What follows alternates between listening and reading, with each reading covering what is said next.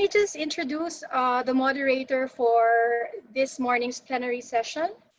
Mr. Hyun-gu Jo is a current director of Global Human Resources Partnership Program Team at the Korea International Cooperation Agency, or KOICA. Previously, he was country director of KOICA in Bangladesh and Bhutan.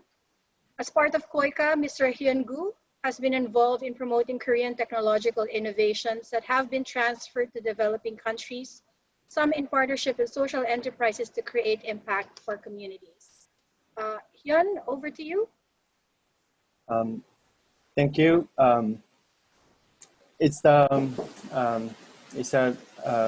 As a moderator of this conference, plenary session 4, I feel pleased and honored to begin the journey of session 4, promoting the cross-sectoral collaboration supportive of the platforms.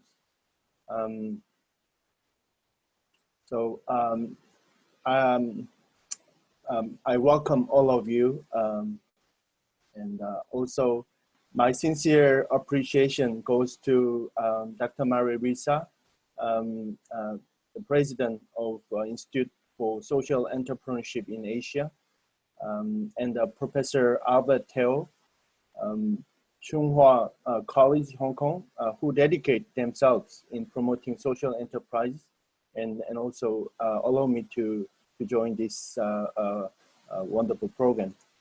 And I'd like to also shortly present the speakers of this plenary session 4, the Jong Tae-won, Chief Director of Sustainable Growth Division of Korea Social Enterprise Promotion Agency, and William Dar, Honorable Secretary, Department of Agriculture, Philippines, and Jonathan Wong, Chief Technology and Innovation, UNSCOP. We have discussed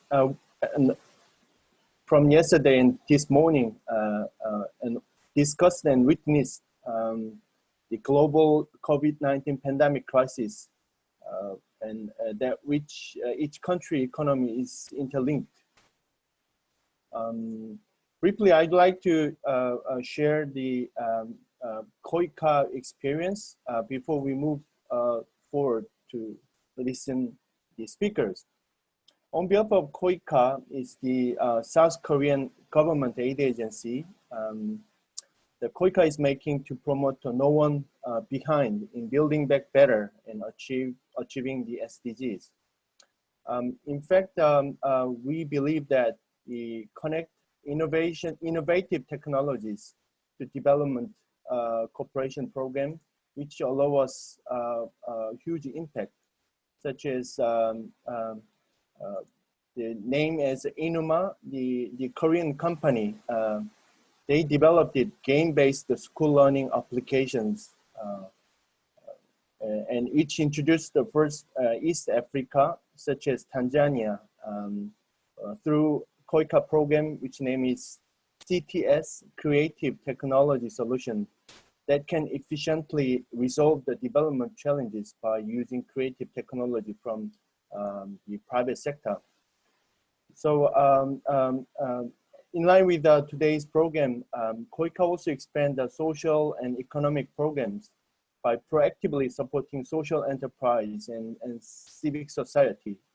This is the way to promote the private sector that are friendly to the poor class, since it considers the underprivileged to ensure growth, that no one is left behind.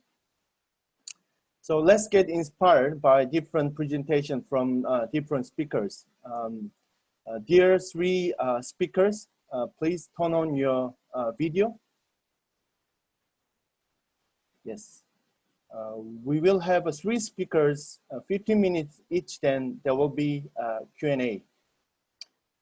I encourage all the participants to use the chat box for raising your questions. The answer will be given after all by our speakers. Thank you very much, all the colleagues from the ISEA, particularly Gomer, who helped us a lot. And please guide us any point if it is necessary. So first session is developing and implementing social enterprise policy. policies, perspective from South Korea. The presenter is Jong Tae-yoon, Chief Director, the Sustainable Growth Division of Korea Social Enterprise Promotion Agency. You have 15 minutes for presentation. Mr. Jong Tae? Hi, yeah. This is Jong Tae-yoon. I'm very happy to be online. Yes, though my English is not fluent, but understand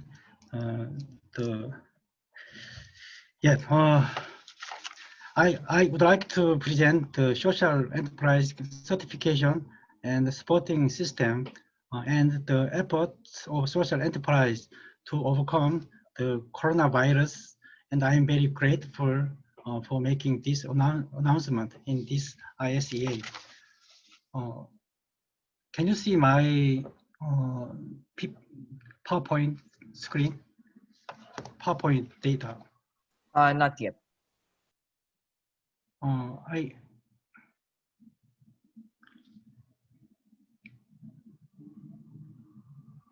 I already sent the PowerPoint. Yeah, we can see that. Please proceed. Here. Okay, now we can see it. Yeah. Yes. Yeah. Yep. First thing to say, the background and process of legislation, legal social enterprise definition, social enterprise certification system. In the West, the social enterprise developed based on the social economy, whereas in Korea, the concept of social enterprise first appeared and developed and then expanded to the social economy. Depending on the country and the region, similar concepts such as social economy, third sector, and non-profit organizations are used competitively, but the history of these concepts begin with the growth of industrial capitalism. Social economy is a term mainly used in Europe and encompasses various types of organizations that seek to solve problem of capitalist society based on the principle of reciprocity and include cooperative, mutual, and voluntary association, etc. There are differences in the weight and importance of each organization depending on the country. In the case of Korea, the concept of social enterprise was introduced by paying attention to social enterprise as an alternative to solve poverty and unemployment problem after the foreign exchange financial crisis in the late 1990s, and accepted it as the concept of social job in civil society. This emerged as an active response of civil society organization to solving social problems such as increasing unemployment and increasing social service needs before and after the financial crisis. Along with the expansion of social job policies, there was a need to change the policy toward developing a sustainable and stable social job into a social enterprise, and this led to the enactment of the Social Enterprise Promotion Act in 2007 in Korea. Quantitative growth of the social economy has been promoted in Korea through the institutionalization process, such as self-supporting enterprise and community business and cooperative. I'm going to explain the Korean certification system for social enterprise. The certification of the Social Enterprise Promotion Act judges whether it meets the characteristic or standard required as a social enterprise. And if it meets the criteria, they are approved as a social enterprise. The entity exercising certification authorization is the government, and if necessary, a cooperative organization with expertise may be designated to act as an agent. The purpose of certifying social enterprise under the current Fostering Act is to provide support for social enterprise that fulfill the social purpose of providing jobs and social service to the vulnerable and contributing to the local community, because it is directly linked to the support system. Regarding the purpose of the introduction, the government stipulates to secure trust in social enterprise from the people and the society, intensively support financial, tax, and management support for certified social enterprise to foster them in a short period of time and to prevent the emergence of inappropriate social enterprise.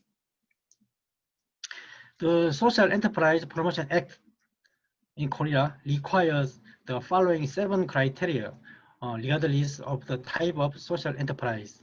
First, there must be a certain type of organization, such as a corporation, association, a company under commercial law, or public interest corporation, or a non-profit private organization, and so on.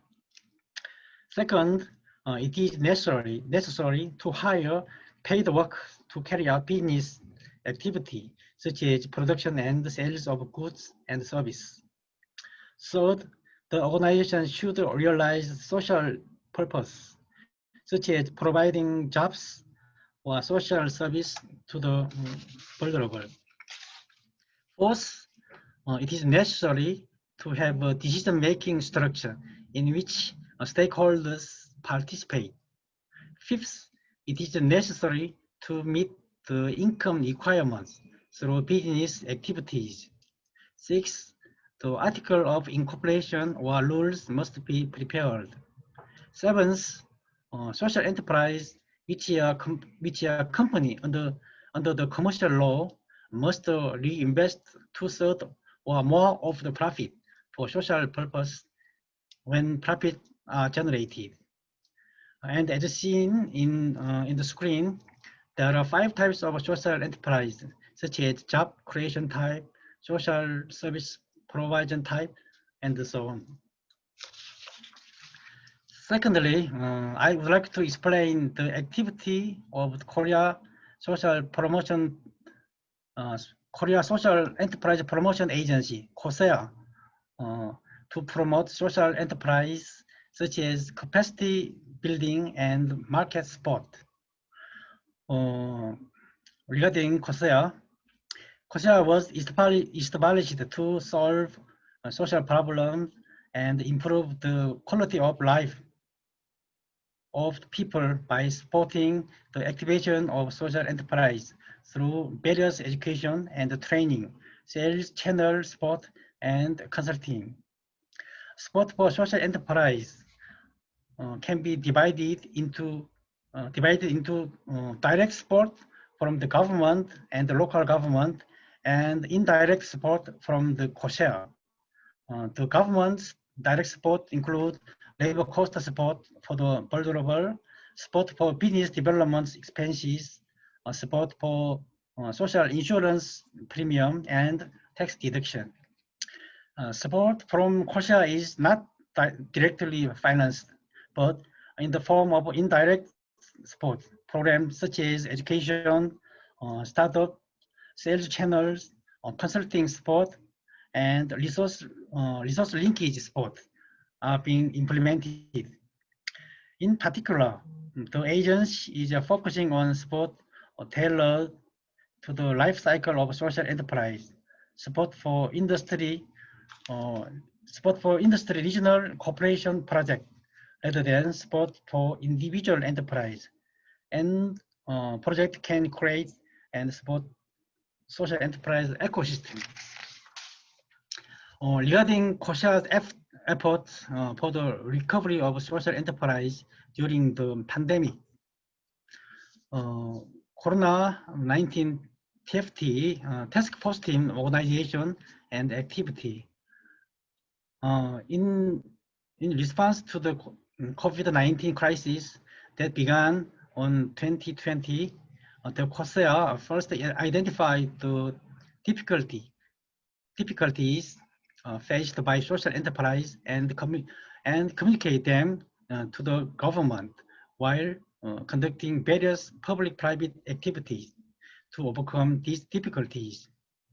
Despite the continuing difficulty of social economic enterprise due to the spread of COVID-19, there is a lack of contact point to connect the difficulties and the suggestions of social economic enterprise with the response policy of government departments.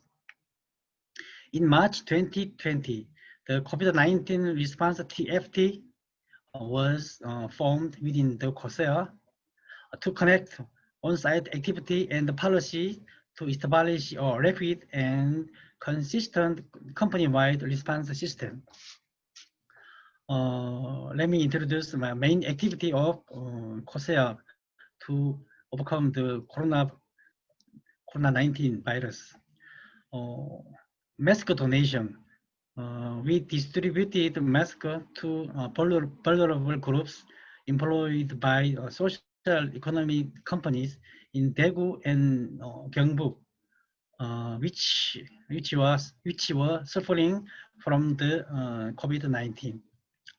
Support for COVID-19 response policy through cooperation with government ministry. We supported the establishment of social economy support measure for each sector by providing the current status of the social economy field, delivering opinion and policy to the government department in charge. We also support the establishment of government support policy and understanding the current status of social economy enterprise in the field by conducting several surveys of economic condition. With the cooperation of 5 organizations, including the Korea Social Value Solidarity Fund, we support for emergency funding for overcoming crisis together. In cooperation with the private social economy Corona-19 response headquarters, a campaign was conducted under the slogan of No Employment Adjustment, Yes Living Together funding. No Employment Adjustment, Yes Living Together funding, raising a total of 1.8 billion to support Korean won to support the social economy. Others are we are supporting sales increase by promoting planned exhibition and promotion to overcome COVID-19 by utilizing the social enterprise online market support platform named ISTO 365. In July, the sales volume of the platform was around 1.5 billion won, 1.5 billion Korean won. We promote the campaigns for increasing social economy to overcome COVID-19 by distributing video and magazine and support a collaborative consulting project to overcome the COVID-19 crisis. I would like to give some suggestions that may be helpful for enacting the Social Enterprise Support Act. In order to revitalize social enterprise, the voluntary nature of the private sector is the most important fact, and government support for this is desirable. Therefore, it is important to go in the direction of building various environment and infrastructure so that social enterprise can thrive registration system and certification system. In Korea, after 10 years of social enterprise certification system, the transition to the registration system is being discussed. And this includes the intention to achieve quantitative growth by lowering the institutional barrier to entry for social enterprise.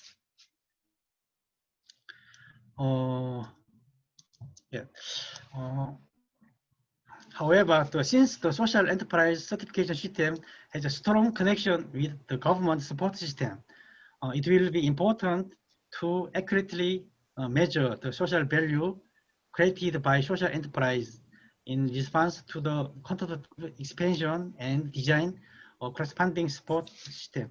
This is very important. That's what I prepared for today. Thank you for listening so far. Thank you. Thank you very much, Jong Tae-yoon. After all three speakers' presentation, we will have a Q&A session. We will come back later.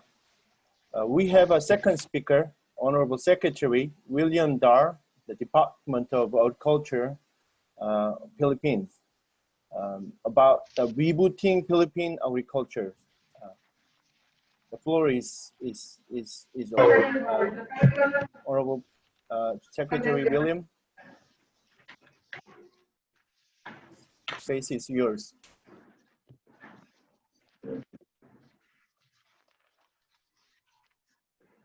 Nasa yung mga plano niya. Pag-utilize niya yung mga dapat na pang-promote ng mga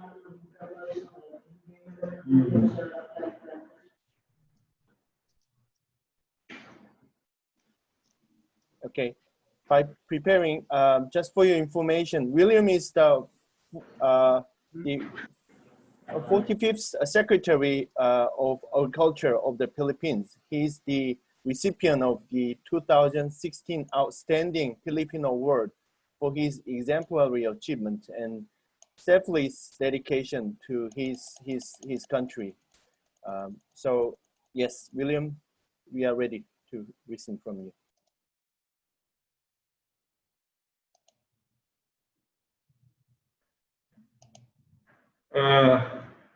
Good morning to all. Mr. Ju Yongye, how are you from Quaker? Are you based now in Philippines? I'm based in Seoul currently. I look forward to meeting you in future. Okay, so let me start briefly, because I have also other meetings today. I will be briefly discussing this very important topic, ensuring food security, key in attaining sustainable development goals, particularly hunger and poverty, and also SDGs like water security, and many other related items. So I would like to start by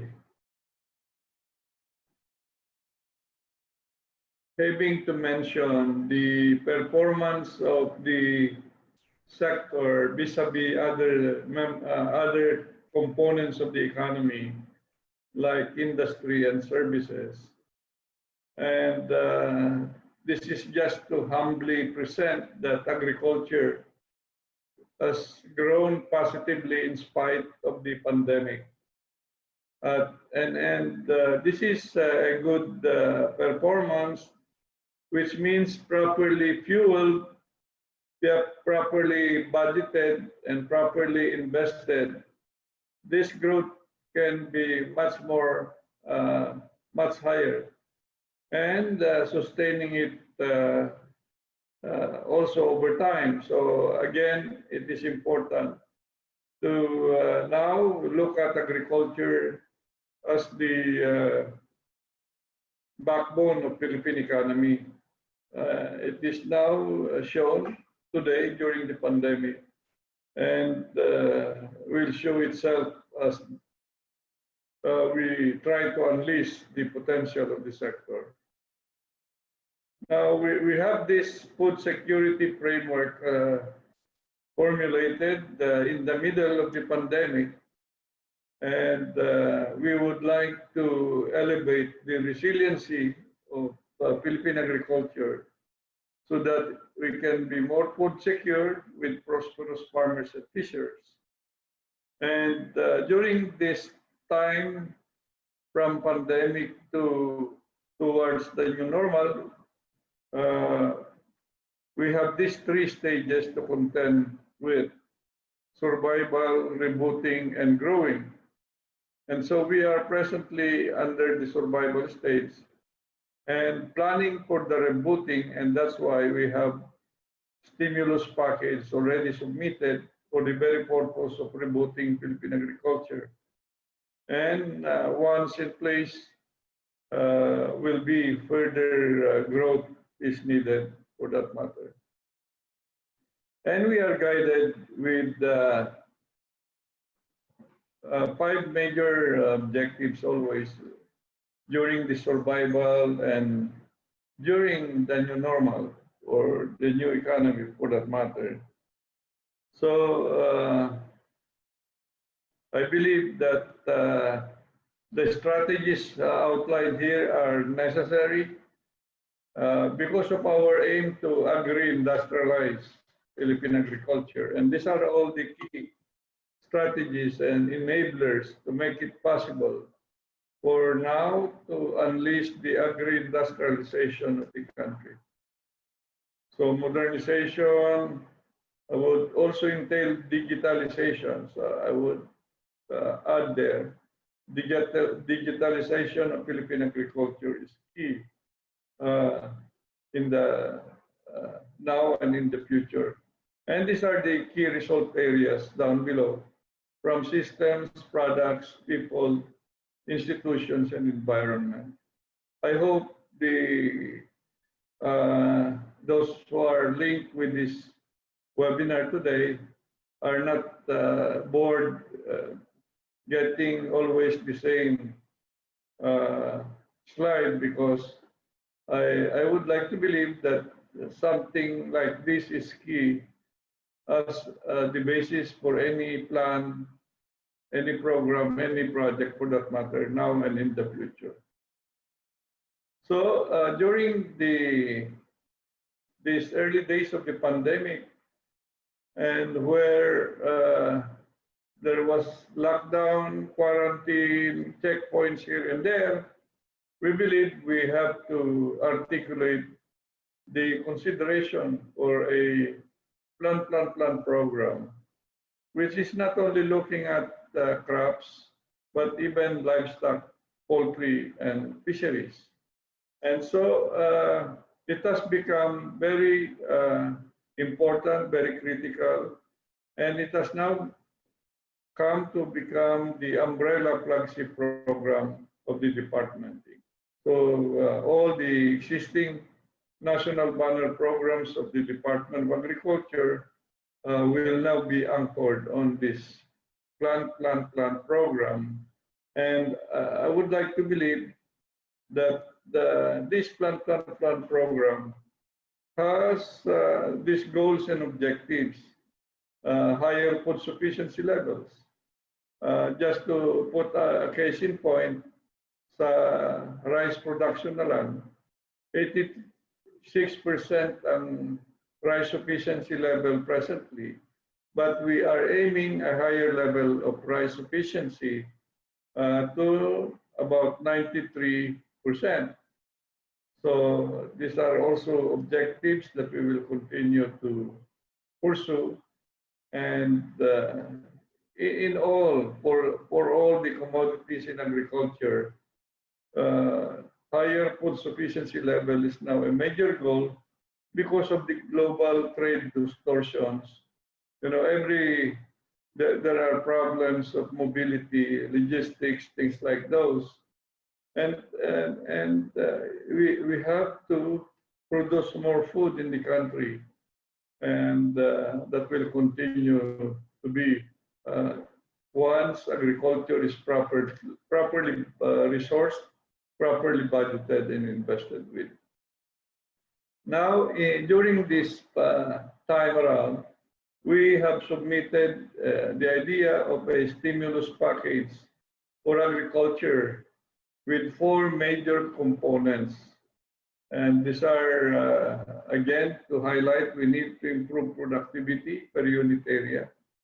So, second is the income enhancement projects to include food markets, logistics, even processing,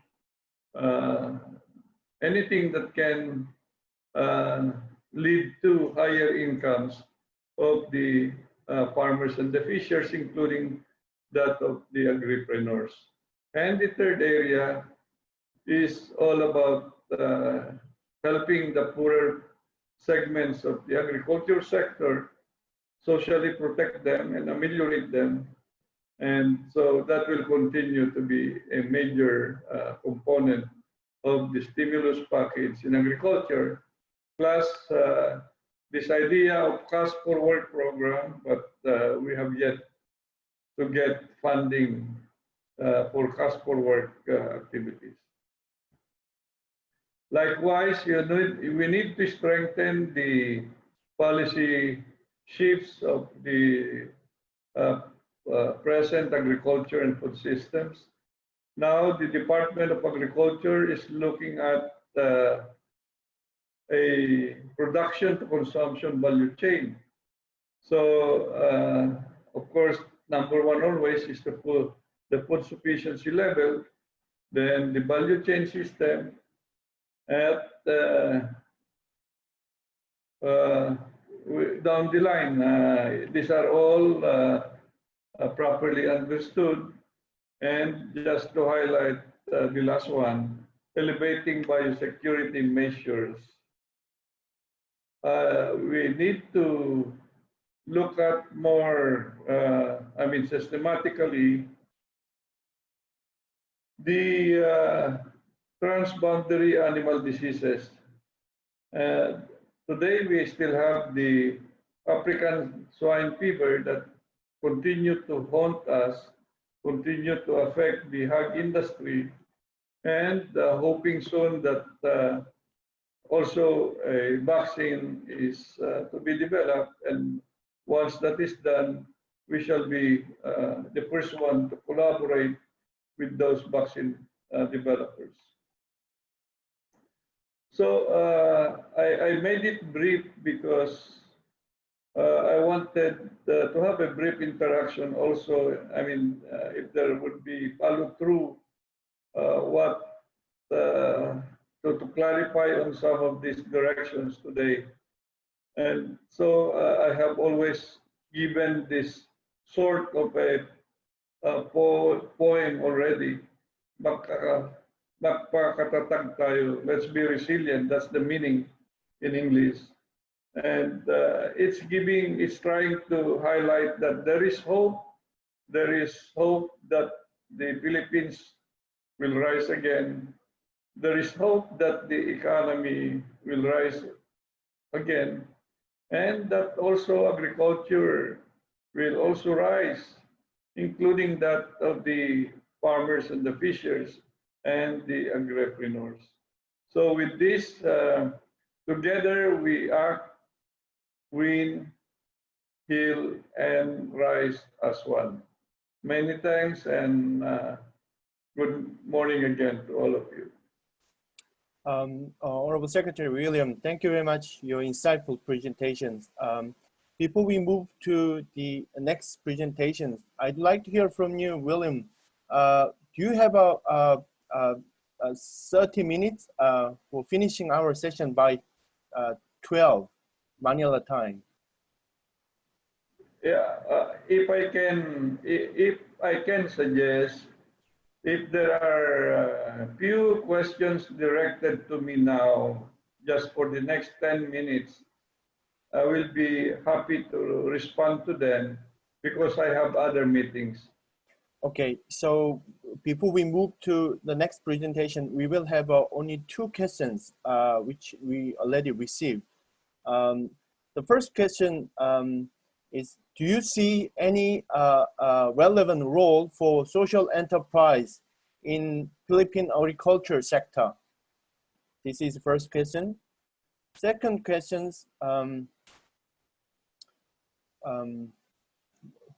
well, finally we got several questions, but let's minimize the number of questions. Great food security framework on our Secretary Dar. Question is, how do you ensure that the framework and plans are operationalized and implemented at the local level with the leadership of LGU, given decentralizations? Yes. Let's first hear 2 questions first. Okay, very, very important questions. Now, social enterprise. I am one believer of social enterprise. And so, having said that, we would like to have partnership like with the group of Lisa Dakanay to advance the cause of social enterprise. And so we have to populate the landscape more for social enterprise, because this is the time, much more during this pandemic, that everyone must have to be part of solving the problems of society. In this particular instance, solving poverty, solving hunger, solving land degradation. So I am for one, yes, social enterprise. We are trying to discuss potential projects with Ateneo through Lisa so that we can populate and showcase social enterprise. The second question is how can we impact into the local government units? Now, we have this plan in terms of what I call joint planning and implementation of a provincial-led agriculture and extension program. So from the very beginning, we have been working with local government units, and it is necessary that we continue to empower them so that we treat one province with the municipalities as one extension system, and that must be led by the provincial government in tandem with the municipal governments. And so DA is only an active player as a member of that provincial led, but we will leverage the programs and funding of DA with that of the funding of LGUs in agriculture and rural development.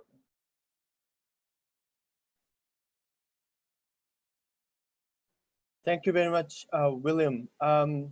The last but not least, questions before we move to the next presentation. So the question is, it is welcome news to hear from you that agriculture sector continue to be resilient, could become backbone of Philippine economy during the pandemic situation.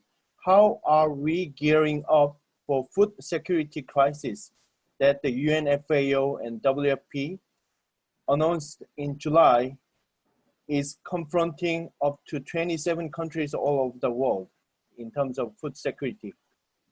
Yeah, in the Philippines, I have mentioned the growth during the second quarter. And for the last 6 months or so, we have shown the world and the country that we have enough food supplies, meaning farming and fishing continued in spite of the lockdowns, in spite of the quarantine, in spite of the checkpoints. Overall, we succeeded. And so food supplies were there. Maybe the problem of having no money to buy food supply is another thing, which is also obtaining now. the poverty of the people because of no work, because of unemployment prevailing, and because of closure of businesses, definitely there is challenge on that part of having no money to buy food. But there is enough food for every Filipino during this 6 months of the pandemic. And that's why we are elevating our game in terms of producing more continuously, sustainably, so that there will always be enough food for every Filipino. Now, the other factor I would like to mention, during this last 6 months, the contribution of food in terms of the inflation rate of the country is already very negligible. So prices are very affordable in general to the public. And so these are two very important achievements of the agriculture sector. And we hope to continue this with the hope that more budget will be given the agriculture sector, more assistance from COICA for that matter, and or other international partner agencies. So Philippines, for one, we can be assured that there is enough food. Thanks indeed for your insightful presentation and kind answers, and particularly your leadership role is highly appreciated in this pandemic situations. Thanks again. Let's then the last speaker about supporting social enterprise in Asia Pacific is Jonathan Wong, the Chief of Technology and Innovation at the United Nations Economic and Social Commission for Asia and the Pacific, UNESCOP. He joined the ESCOP from the UK Department for International Development, DFID, where he was the inaugural head of innovation. Okay, Jonathan, you have 15 minutes. Thank you very much, Haeyong.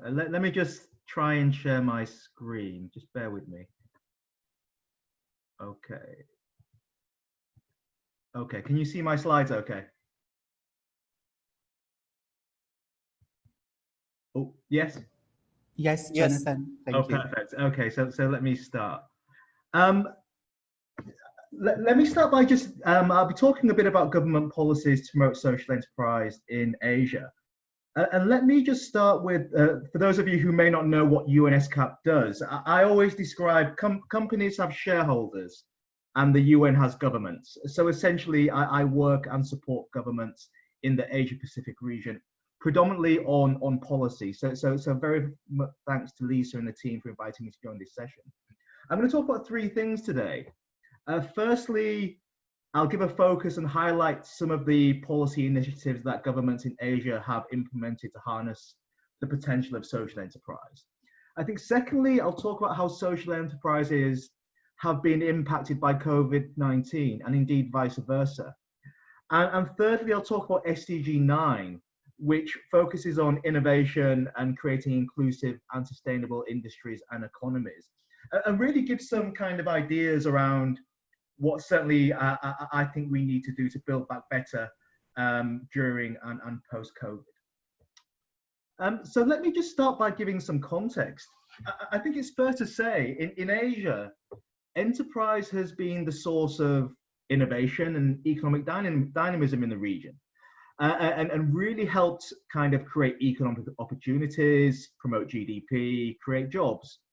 But equally, I think as these graphics will show you now, through this vast and quick economic development, it has come at the cost of the environment. So look at global CO2 emissions from 1850 indeed to date. So I think there's been negative impacts on the environment. Equally, I think there's been potentially negative impacts on society. And you look here where the wealth of the 50% of the people in the world is equal to the wealth of the richest 80 people in the world. How does this equate to an inclusive economy? So in short, I certainly believe that enterprises have certainly been good for economy, and there are question marks around whether they have been good for society and the environment. And of course, that leads me to the SDGs, which back in 2015 was the most ambitious agenda that the members of the United Nations have ever signed up to, which comprised 17 goals, which, as I mentioned earlier, aim to have a positive impact on the economy, a positive impact on society, and preserve the environment, or people, planet, and prosperity is another way of framing it. And of course, within the context of the SDGs, the concepts such as social enterprise are really beautiful in that respect, shall we say, in that social enterprise aim to solve social and environmental challenges while creating economic impact and funding these social and environmental missions through recirculating their profits within them. So I think certainly social enterprise really fits with the concept of the SDGs very much. And what we've certainly witnessed in Asia is renewed government commitment to social enterprise. And I'll give a couple of examples. Back in 2017, for the first time ever in a UN resolution, the 62 members of in the Asia Pacific of the United Nations committed to developing enabling environments for social enterprise and impact investing. The first time it's ever appeared in a UN resolution, and it happened here in the Asia Pacific region. I think secondly, at a sub-regional level, we're seeing governments really taking social enterprise seriously. I mean, I think just last year, here in Bangkok, where I am based, under the presidency of Thailand for ASEAN, there was an ASEAN +3 conference on social enterprise. So we're seeing this agenda moving higher up the agenda of governments in the region. And indeed, there have been an explosion of kind of, if you like, innovative social enterprise policies in the region. And the framing we use around this is looking at the role of government as one, a market facilitator, two, a market regulator, and three, as a market participant. And I'll explain what I mean by these three kind of roles of government by giving some examples shortly.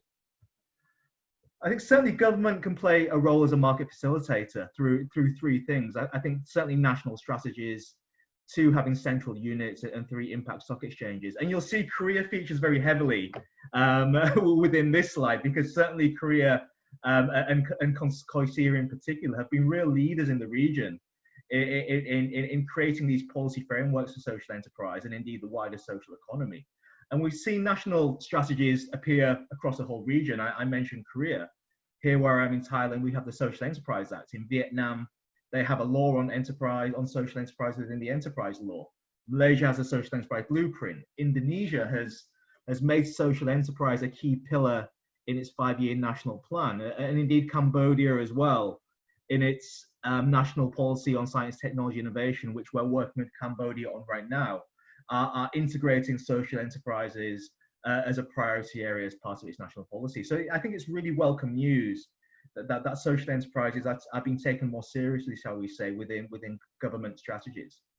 I think certainly government can also set up central units, and we heard a lot about COSIA, who are one of the leaders in the region, or in terms of central units, but certainly in Pakistan, where we've been working with the government there, equally, they've set up a center of social enterprise, social entrepreneurship, really focusing on helping young people and providing education to young people to think about social entrepreneurship. Now, I think this is critical. When I went to business school, I won't tell you how old I am, I learned how to make money. And I think the next generation of entrepreneurs need to think about actually how do you run a profitable business, but also think about social and environmental challenges as well. So I think that's certainly critical if we are to develop the next generation of business and civil society leaders who think about social, environmental, and economic objectives in unison, shall we say. I think certainly as well, governments can act as a market facilitator in terms of impact stock exchanges. And we worked with Malaysia to develop the Social Impact Exchange, which links impact investors to social purpose organizations. Equally, I think there's a role of governments to play as a market facilitator in terms of legal forms. Again, Korea has one, Thailand has one, Vietnam has one. And in terms of fiscal incentives, so here in Thailand, There are specific tax incentives if you can pass the criteria as being a social enterprise, and indeed tax incentives for investors who invest in social enterprises as well. And in terms of government as a market participant, certainly access to capital and financing is really important. And in India, as an example, their Small Industries Development Bank has set up a specific social venture fund to fund social enterprises. So this is very much welcome news. And indeed, I think governments procure things all the time and commission things all the time. And I think certainly governments can think about having certain criteria, or maybe even a percentage of government contracts going to social enterprises to really fuel, provide the financial fuel, if you like, to grow the sector. Just a bit about what we do to support policymakers. We provide research and analysis in terms of evidence-based policy. We have various landscape studies from across the region where we've worked with Goma and Lisa on, particularly in the Philippines, to provide kind of a snapshot of social enterprise in certain countries. We do bring policymakers together to learn from each other in terms of knowledge sharing, and indeed hands-on policy development as well. So we welcome and be honest to support any policymakers who are thinking about social enterprise policy. Please do reach out to contact me. We'll be delighted to help. Now, of course, we can't ignore COVID-19 at this moment in time. And I think certainly COVID has had an impact on social enterprises and social entrepreneurs and vice versa. I think social enterprises, like all enterprises, have been hit significantly in terms of the economic impacts of the lockdown. But certainly as well, I think social entrepreneurs have really stepped up to the plate during the COVID-19 crisis, from providing education solutions to rural communities and to community tracking devices for COVID-19 in itself, and really reaching out to many of the people and the most vulnerable who've been left behind during COVID-19. So I think certainly they've come to the fore in that respect. And I think it's also worth noting as a concept, I think what COVID has shown us is that social and economic objectives are completely intertwined. Governments are thinking through, do we lock down the economy to look after people's health? Or do we open up the economy to support economic opportunities, which would have an adverse impact on health? And I think the integration of these social and economic impacts really fit well with the concept of social enterprise as well. I'll conclude now just with a bit about SDG 9, which focuses on innovation in inclusive and sustainable economies, and really highlight some key things that I think need to happen if we are indeed to build back better, to develop more inclusive and sustainable economies. I think certainly what COVID has taught us is that digitally enabled businesses and enterprises have fared a lot better. And those that have had access to digital technology and connectivity have fared better. So I think certainly social entrepreneurs and social enterprises should really embrace this and think about how they can engage with digital technology within their businesses, and indeed reach out to the very vulnerable people who have maybe been left behind. There are so many young people who may not have access to the internet, who now have stolen their education. So I think these are areas we need to consider. I think certainly, in my opinion, in a new economy or in a social economy, all enterprises should be social enterprises. And I think certainly we should, and I would urge governments to think about, when building that better, how can we ingrain social within enterprise development, given the point I made earlier around the social and economic impacts being very much intertwined, and COVID really highlighting that point. I think my final point is around the need to have continued policy experimentation and evaluation with regards to social enterprise policy. I think with mainstream economic policy and traditional economic policy, you know what your tools are and you know what your objectives are. You can play with interest rates, you can play with taxation, you can play with public spending. Your metrics are GDP, jobs, etc. I don't think we're there yet with social enterprise policy. And when a minister says to me, Jonathan, I understand that social enterprise is very important, what should I do? It's not such a simple question to answer. I mean, there are pros and cons in having a legal definition of social enterprise. So do governments legislate for that, or do something differently? So I think, if you like, the policy playbook needs to be developed. And I think policy evaluation of many of the initiatives that I've mentioned earlier will need to be a priority for governments alongside policy innovation. I'm very mindful of the time, so I'll stop there for any questions from me and the other panelists. Thank you very much.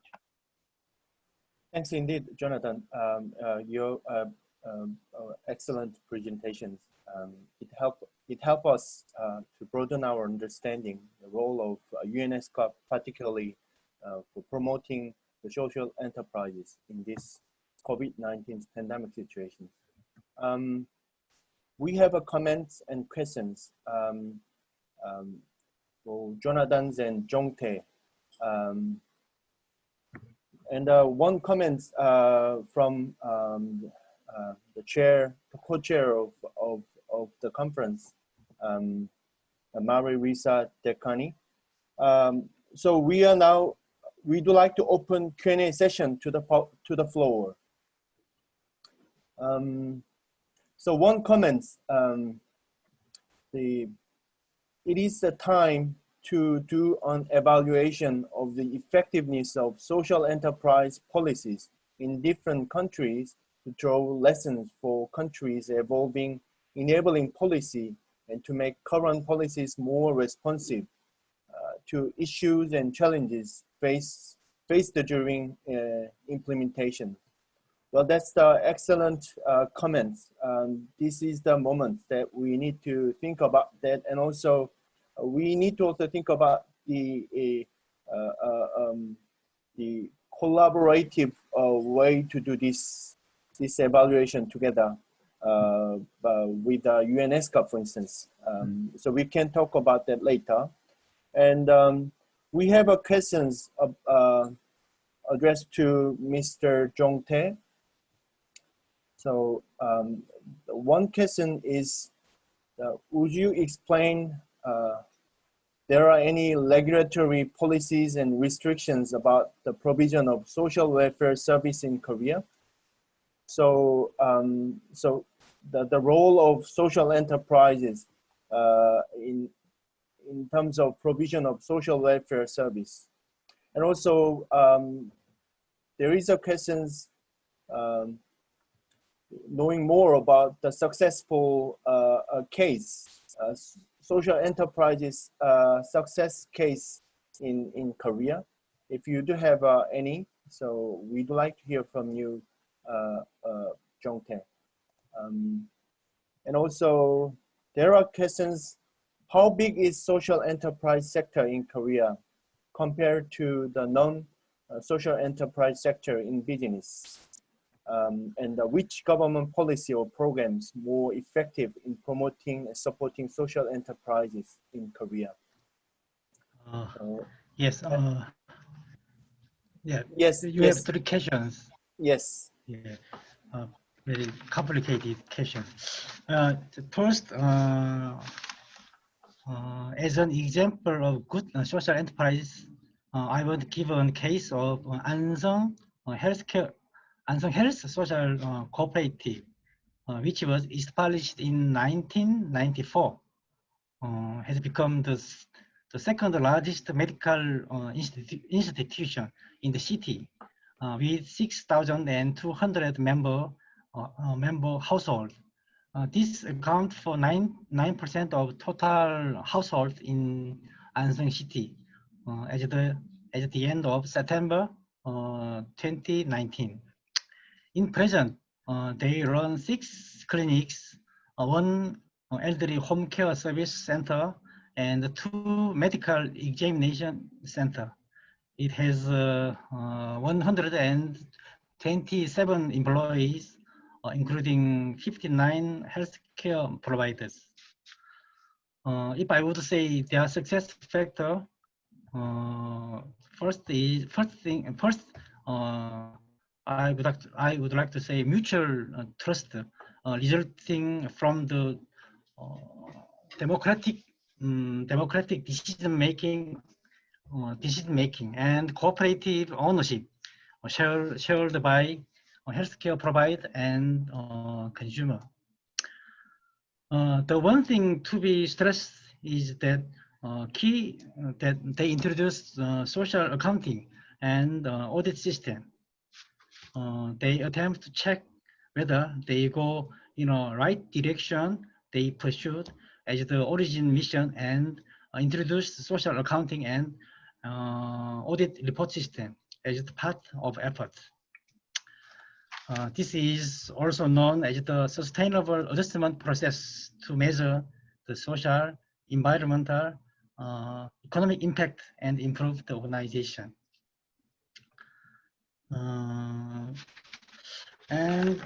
Number two, second question is I think just a moment.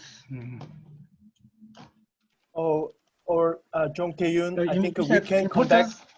Excuse me, we can come back later. We will give you some moment to collect the relevant information. You do have questions. Let me answer one thing. You said the importance of social enterprise in Korea whole economy. We think the around 1% of around 1% of we think the importance of social economy is around 1% of whole economy. That's our inference. So, and you regarding the first question, I will answer later. Okay, thank you very much, Jong Tae-yoon. So there are some questions about the role of UNESCOPs to Jonathan. First questions, what are the opportunities for social entrepreneurships or social enterprises and cross-sectoral collaboration in pursuing the SDGs linked to pandemic recovery? That's the first question. And the second question, is there any measures of success in establishing social enterprises from the SCAP perspective? Thank you. Okay. And I'm gonna, if I may, I've just been reading the chat. I'll very, very quickly just touch upon a lot of the points that have been made. So as I mentioned, with regards to COVID-19 and social enterprise, I think what COVID has taught us is that social and economic objectives are intertwined. So I think certainly social enterprise is more important than ever within the COVID-19 response. I'll touch upon the measure of success point in a minute, but I wanted to just, I saw Lisa's comment on evaluation. For me, this is absolutely critical. Many of the policies that I outlined there are very, very innovative, very new. But I think we need to really evaluate those policies so that you can answer the question if your minister comes to you and says, I understand social enterprise is important, what should I do? You can answer that question more science, less art, shall we say, in the terms of mainstream economic policy is answered. And I know in the chat, I saw someone there saying we need a legal definition for social enterprise. But my question is, do we? I don't think there's enough evaluation out there for, say, a country that has a legal definition. How has that worked versus a country that hasn't? So, for example, in Thailand, there is a Social Enterprise Act, but no legal definition. There are certain criteria they need to fill. So I think questions like this and evaluations of these policies and these acts will be really critical to inform policy making going forward. And indeed, it will have to be measured around, tailored to culture and context. On measure of success, I think this is linked to the evaluation. I think it's too early to say, but I think Jung Tai mentioned there that 1% of the economy is social economy. For me, that's pretty good, given the evolution of social economy policy. If you think that in Silicon Valley, which is known around the world, that's 3% of the US economy. I think 1% is quite good, and I think maybe as a whole, and to be realistic, we should be looking at 3%. There's a question on success stories. Again, I'm not just saying this because there are two Koreans on this call, but Korea has one of the most comprehensive responses in terms of supporting social enterprise. But as I mentioned earlier, if that is to inform what other countries do, we'll definitely need more policy evaluation and really tailor policies more towards culture, context, and level of ecosystem development. Thank you.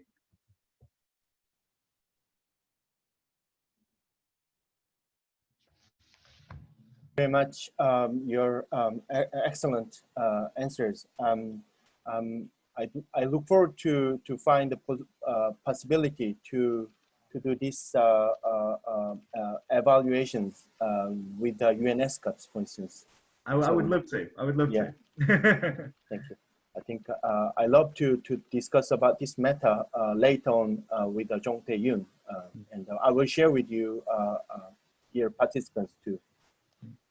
So, is our time's up? So thanks again for all the participants and the three speakers. I'd like to propose a big hands to our speakers.